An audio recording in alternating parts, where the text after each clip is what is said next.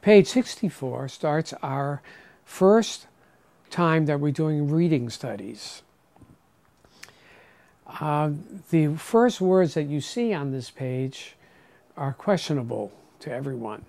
They say, do not practice these pages, just read them, but not more than twice through any single practice session. These 2 pages are to be read and try to read it straight through, keeping tempo, not losing any time, not slowing down, just looking at the music and reading. Page 60, 61, 62, 63, you practice that so that you know what's coming next. You almost have it memorized. You know exactly where to go. You get your hands in the right position. You're analyzing it. In arpeggios you're looking at, you're calling it a C triad. Here, I just want you to read through it. If you keep a steady tempo, what happens is that your head just keeps moving through the measures. Whether you miss a note or not, you just keep going. It's very important to keep the tempo, because when you're reading with other people, the main thing is that you're in the right place at the right time. You can be at the right place at the wrong time, and that's the wrong place.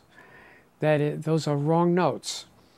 So what I'm going to do, the way we're going to do it, is that I'm going to put the metronome at a very slow tempo.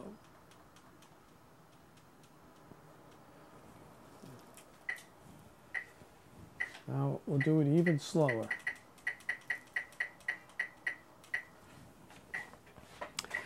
Play it with me. If you make a mistake, catch up to me. If you finish before me, you don't win the race. Play it with me. See if you can keep up with me. If you can't, put the metronome at even a slower tempo and just keep going. The one mistake that students make a lot with this is that they play a wrong note and then they correct it.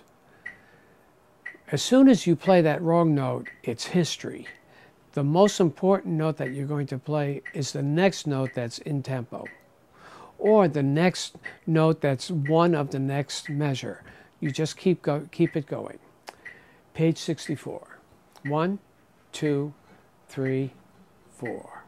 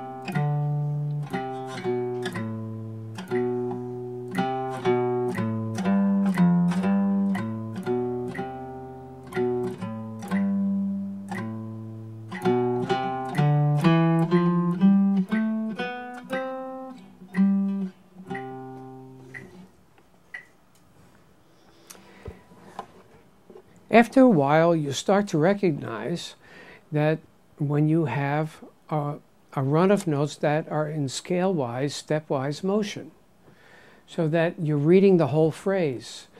When I look at the first measure, I see that I have notes from C to G, and it's in a row C, D, E, F, G. I'm not reading C, D, E, F, G. I'm reading from C to G. I know that I just go up the scale, and I wind up on G and come back down to C, B, C, D. Then I go from E to B, E, F, G, A, and back down. So you start recognizing phrases after a while, and that will help you learn to sight read. Well, let's not even talk about sight reading. Let's say that will help you to learn to read better, which will in fact help you to start sight reading better. Here's page 65, the second reading study. Keep up with me. 1, 2, 3, 4.